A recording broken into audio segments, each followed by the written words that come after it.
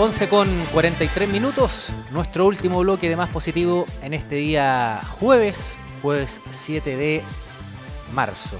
Tenemos ya a nuestro invitado, nuestro panelista del bloque jurídico, muy recurrente de los días jueves, Pablo Contreras. ¿Cómo está, Pablo? Bienvenido, de Juris Maule. Muy bien, muchas gracias. Buenos días. He Buenos vuelto. días. Porque estos días estuvo Isidora. Sí, estuvo Isidora dos semanas. Exacto. Con Francisca. Pablo, el día de hoy nos tienes preparado un tema respecto a la prescripción de deudas con el fisco. Entendiendo ese fisco, ya lo mencionábamos fuera de pantalla, al aparato público, ¿no? Justamente. Municipios y, digamos, el Estado. Y el Estado en general. Bueno, lo primero que vamos a hablar, este es un tema que es bien atingente porque mucha gente dice, bueno, pero ¿y cómo yo voy a tener una deuda con el fisco? O sea, si en general yo no contrato con el fisco, pero la verdad es que es tremendamente común. Por ejemplo, permisos de circulación, deuda de derechos de aseo, deuda de contribuciones. En general, uno puede tener deudas con el fisco aunque no quiera, aunque no haya nunca realizado ningún contrato con el fisco a través del pago de los impuestos, ¿ya? Entonces, por lo general, nosotros siempre nos vamos a ver expuestos a poder tener una deuda. No solo cuando yo voy a pedir un préstamo o cuando le pido algo a alguien, sino que también con el fisco cada vez que estamos obligados a pagar una carga tributaria y se nos olvida, no lo hacemos, lo vamos dilatando, no tenemos plata y finalmente esa deuda queda y finalmente puede hacer que no podamos hacer algo producto de esa deuda. Ahí vamos a abordar cada una de esas situaciones. Y estamos justamente también en un mes en el que viene el tema del pago del permiso de circulación y ahí nos damos cuenta muchas veces que tenemos deudas en el auto o tenemos multas también asociadas al auto o también, y a mucha gente le pasa, tenemos un auto que en realidad hace mucho rato que no estoy pagando el permiso y tengo una deuda muy grande, ¿qué puedo hacer? Eso es un poco el tema de la prescripción. Pero para que se entienda, ¿qué es la prescripción? Hay gente que ya ha tenido algún contacto con esto y lo entiende, pero la prescripción es una institución jurídica en virtud de la cual las deudas y en general las obligaciones, y una obligación puede ser una deuda, y normalmente cuando nosotros tengamos como contacto con las obligaciones jurídicas va a ser pagar algo, normalmente. Pero también una obligación puede ser un hacer algo, ¿ya? Pero la regla general es que las obligaciones pueden vencer, ¿ya? Para que se entienda, de la forma más coloquial posible. ¿Qué significa eso? Que si mi acreedor no acciona judicialmente durante un cierto periodo de tiempo, esa deuda prescribe o vence, para que se entienda más lógico. Ahora, para que prescriba algo requiere siempre una declaración judicial previa, o sea, no basta el mero transcurso del tiempo para que esa deuda desaparezca. Tiene que además haber una acción mía como deudor para poder hacer que finalmente esa deuda desaparezca, ya sea de los informes comerciales o de los registros que tiene el fisco en mi contra porque yo no he pagado algo. Entonces ya tenemos un primer alcance a esto. Primero, que tiene que haber una deuda, evidente, que yo no he pagado. Tiene que haber un transcurso del tiempo, ya que normalmente con el fisco van a ser 3 años.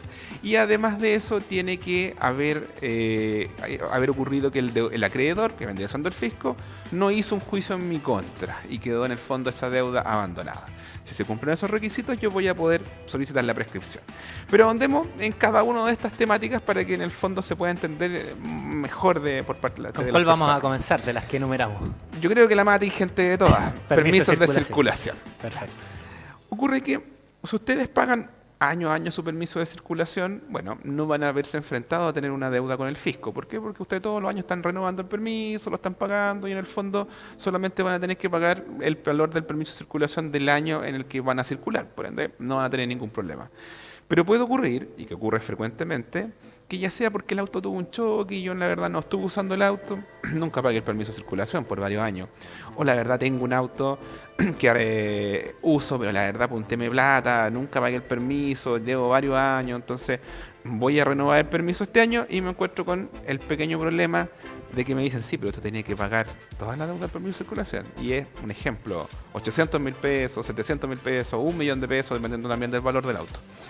Entonces me doy cuenta que es mucha plata y que no voy a poder pagarla. ¿Qué es lo que pueden hacer ustedes en este caso?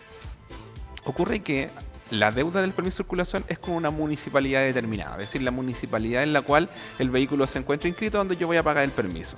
Si bien ustedes tienen el derecho a pagar el permiso en la parte de Chile que en realidad ustedes quieran pagarlo, porque no existe una limitación para eso, igualmente en el último lugar en que ustedes pagaron el permiso va a quedar registrado ese vehículo en esa municipalidad.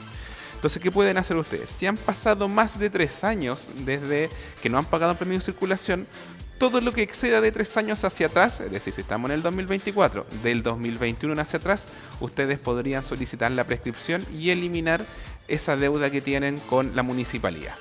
¿Y cómo se hace esto? A través de una demanda que se presenta en el juzgado de civil del municipio donde yo estoy demandando, en este caso, la prescripción, y se va a declarar prescrito todo ese dinero que normalmente va a ir aparejado con el reajuste, el interés, más lo que yo tenía que pagar. Entonces, normalmente lo que yo deba, lo más alto va a ser lo más antiguo, que es justamente lo que yo voy a poder prescribir.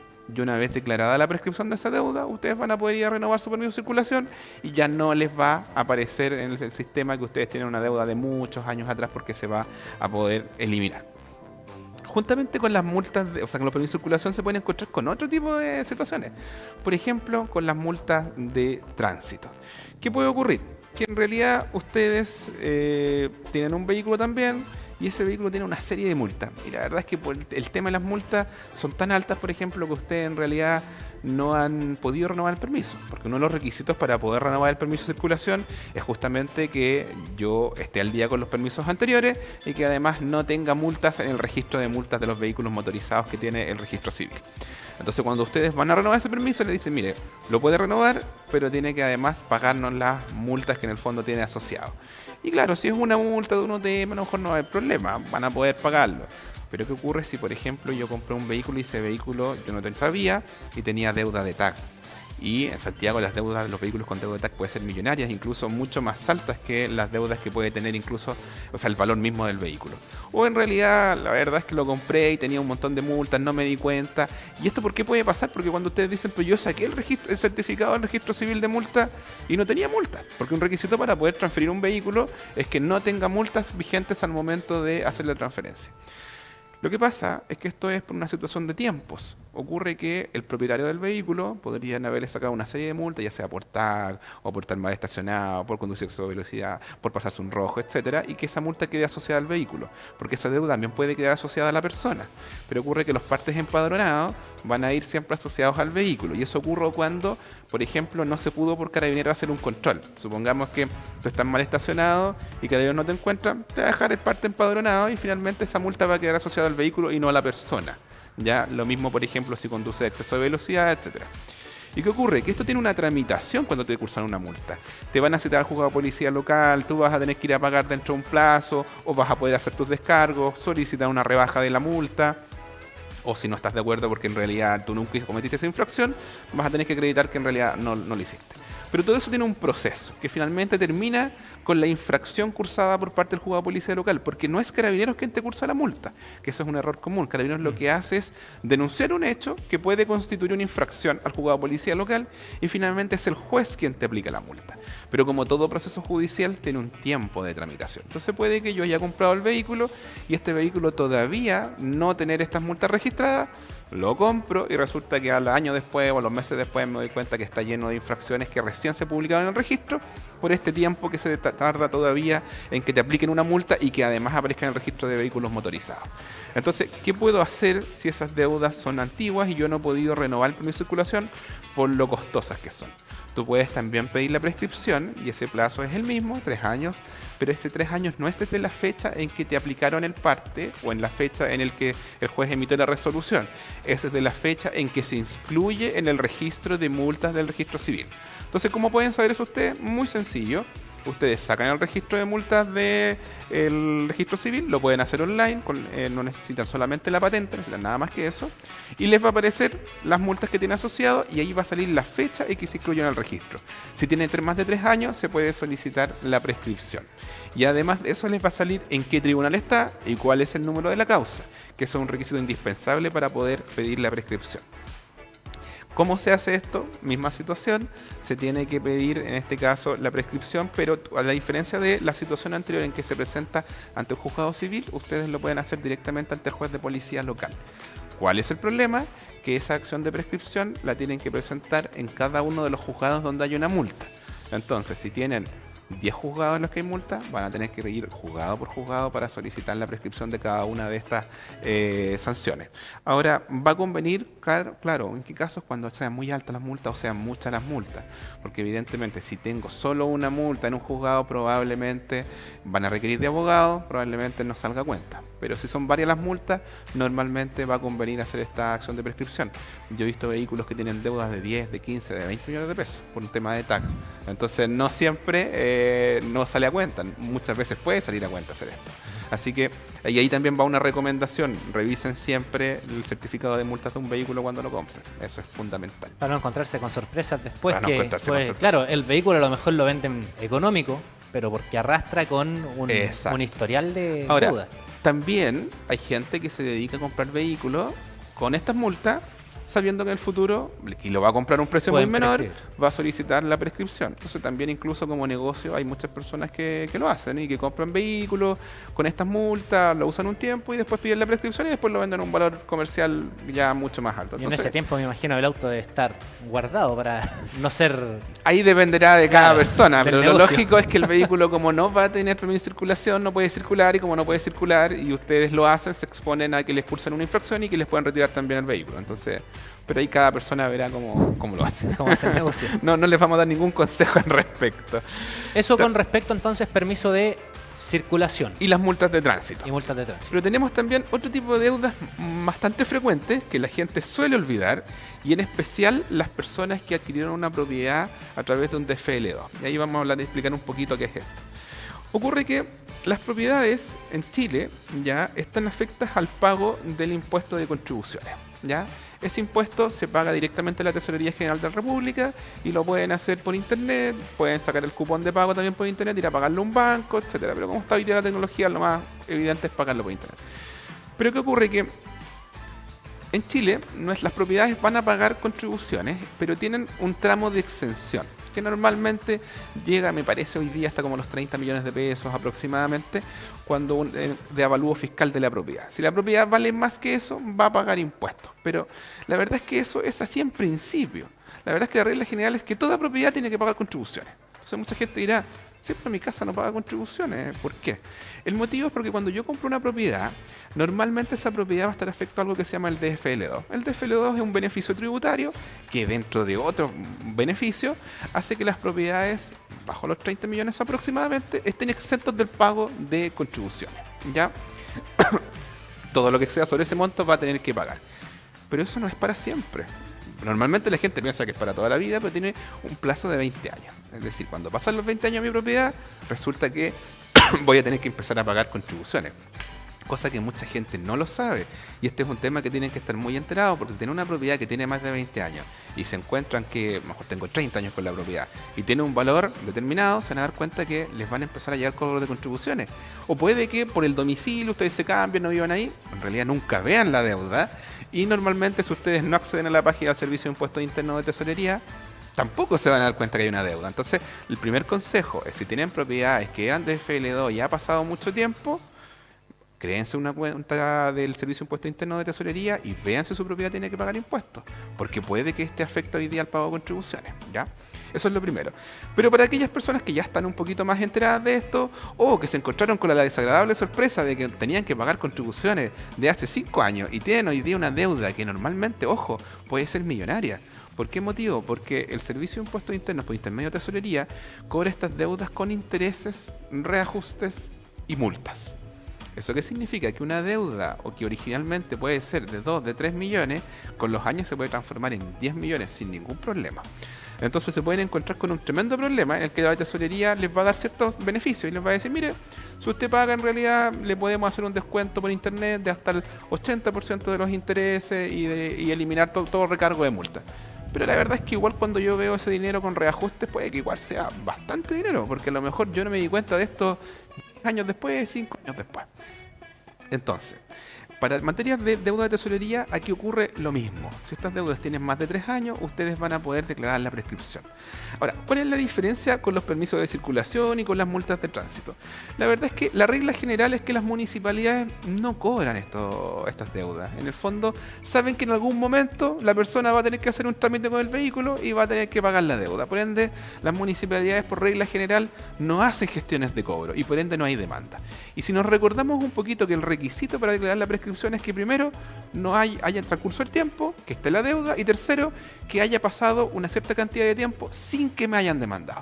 Pero la verdad es que el fisco hace algo distinto. El fisco, en este caso por intermedio de Tesorería General de la República, sí inicia acciones legales en contra de las personas que deben, e incluso en muchos casos embargan esas propiedades y dejan esa inscripción del embargo en el conservador de bienes raíces para que la persona no pueda transferirla.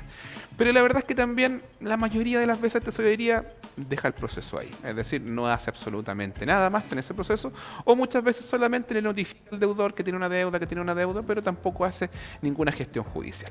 La verdad es que en el caso de Tesorería, la recomendación a las personas que yo les hago es, hay que analizarlo caso a caso. ¿Por qué motivo? Porque se pueden encontrar en la primera situación, el fisco solamente le giró los impuestos y tienen una deuda millonaria, y la verdad es que podrían perfectamente pedir la prescripción.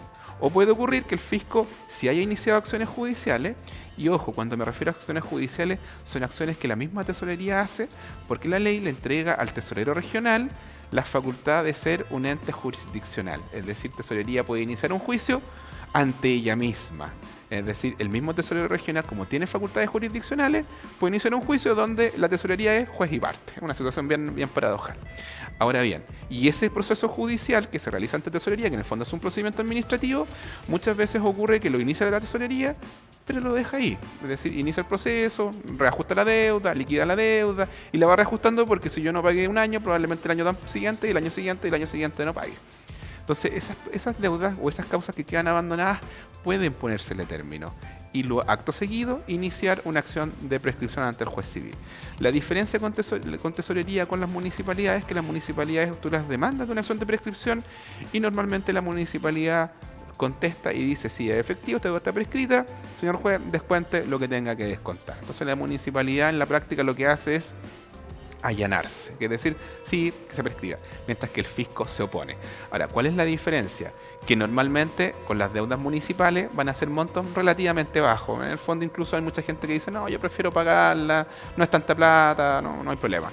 Pero las deudas con el fisco pueden ser millonarias. Hay gente que de repente tiene deudas hasta 200, 300 millones de pesos. Entonces, evidentemente, buscar un abogado para que los asesore en esta materia es tremendamente importante. Hay mecanismos para poder declarar la prescripción de tesorería, pero que son un poquito más complejos que lo que ocurre con los juzgados de policía local o con las deudas que yo pueda tener con la municipalidad. Pero sí les recomiendo, busquen un abogado porque estas son materias que se puede declarar la prescripción, pero no es tan sencillo, ¿ya?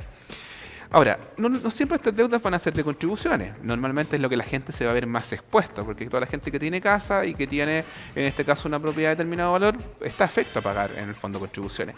Pero también puede que yo haya iniciado un negocio y en virtud de ese negocio yo tenía que pagar impuesto al IVA, tenía que hacer declaraciones de renta y resulta que esos negocios en algún momento me fue muy mal, no pagué los IVA de algunos periodos, no declaré renta y resulta que con el tiempo me doy cuenta que tengo una deuda con tesorería que puede ser multimillonaria, y aquí estoy hablando de montos muy altos. Usted le puede haber debido al fisco por impuesto 1 millón de pesos en el año 95 y hoy día esa deuda puede ser fácilmente de 200 millones de pesos por los reajustes, intereses y las multas de los que se ven expuestos. Y aunque ustedes quieran pagar y eliminen gran parte de los intereses, esa deuda va a seguir siendo millonaria. Entonces, la recomendación es lo mismo que contribuciones. También se puede declarar la prescripción, pero hay que analizar con calma qué es lo que ha hecho Tesorería para poder cobrar esa deuda y si es que demandó, si es que ha transcurrido un plazo suficiente para poder declarar abandonado el procedimiento en cada una de las causas que inició Tesorería, para posteriormente a ello declarar la prescripción. Es un poquito más complejo que lo que yo les estoy contando, pero de todas maneras es para que no entiendan más o menos cómo funciona y el día de mañana cuando quieran buscar un abogado, más o menos entiendan la lógica de lo que se puede hacer con la tesorería. Bueno, también existen otro tipo de deuda que a lo mejor esta también les va a sonar a muchas personas, que mucha gente dice, a mí me pasó y no me di cuenta. La deuda de derechos de aseo. La verdad es que mucha gente hace poco tiempo que se enteró que existían los derechos de aseo, gente que no tenía idea. ¿Y por qué motivo ocurre esto? Son varios los factores en realidad.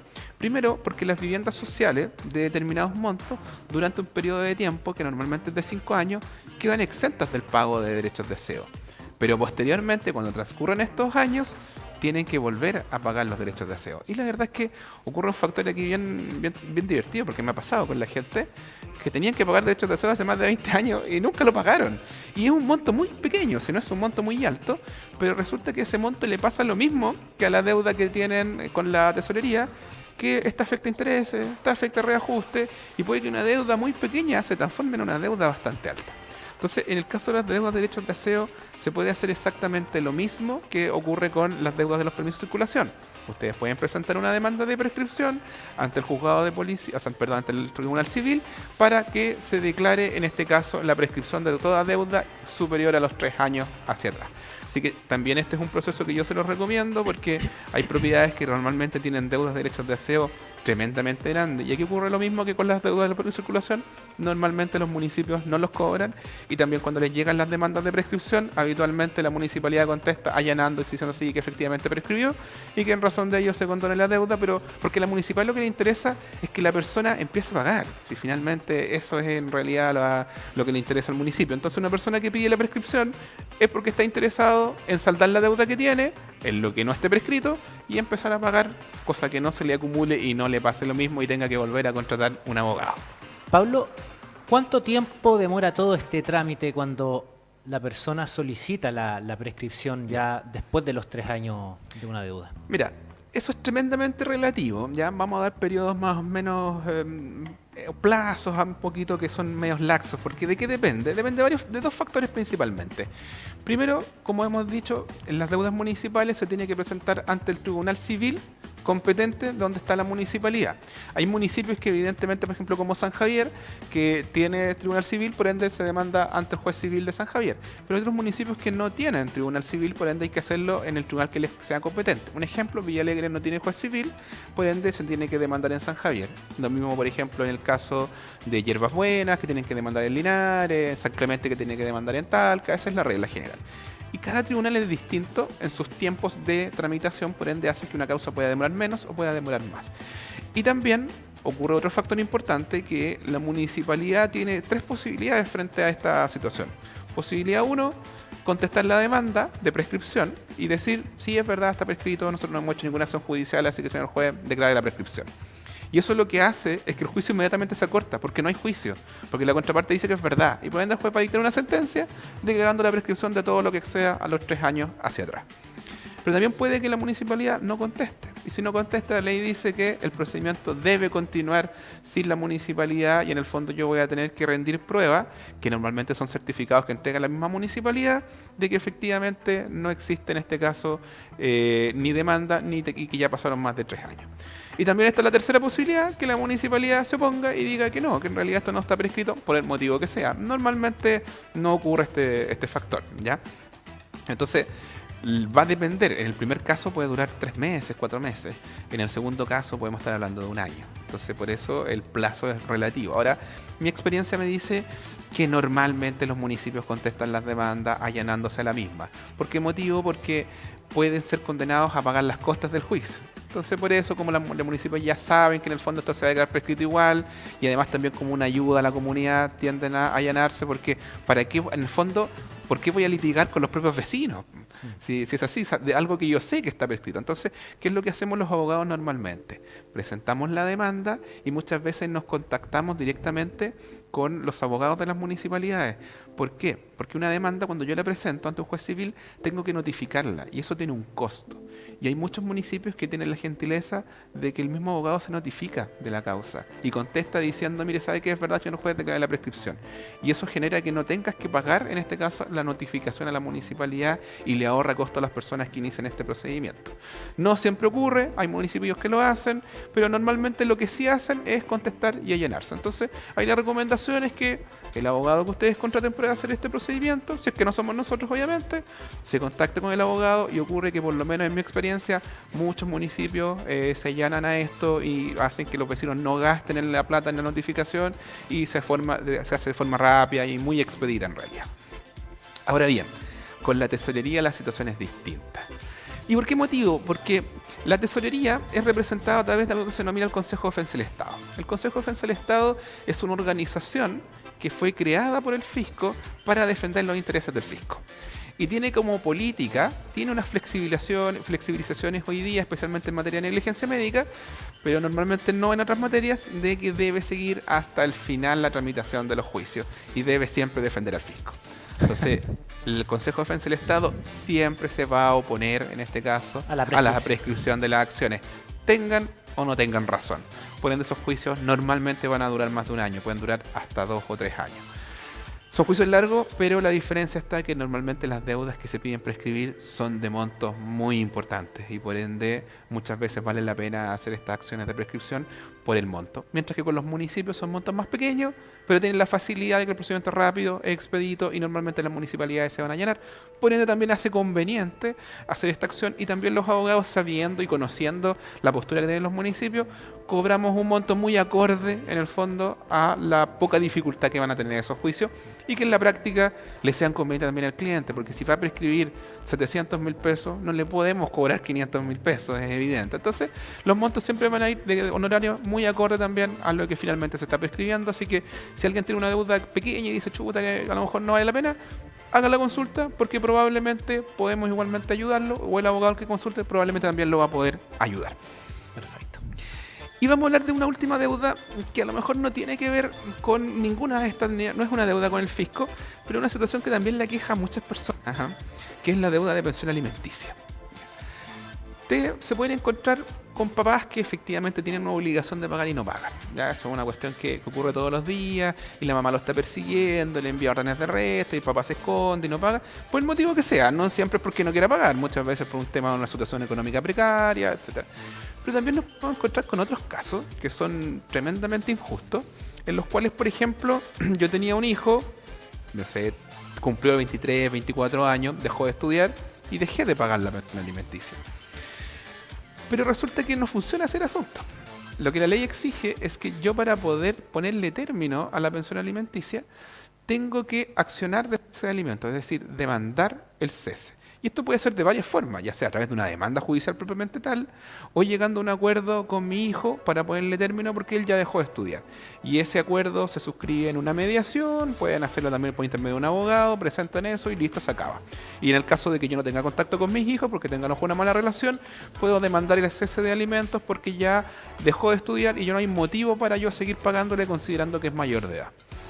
Pero puede que yo nunca haga eso. Si yo no lo hago, la obligación alimenticia va a seguir. Entonces el día de mañana puede venir el tribunal o incluso el mismo hijo o la mamá de los niños y pedir la liquidación de la deuda y resulta que yo dejé de pagar hace 5 años porque ya no había obligación, incluso el niño hoy día tiene 30 años y encontrarme con una deuda millonaria. Y realmente millonaria porque son años de impago de pensión alimenticia.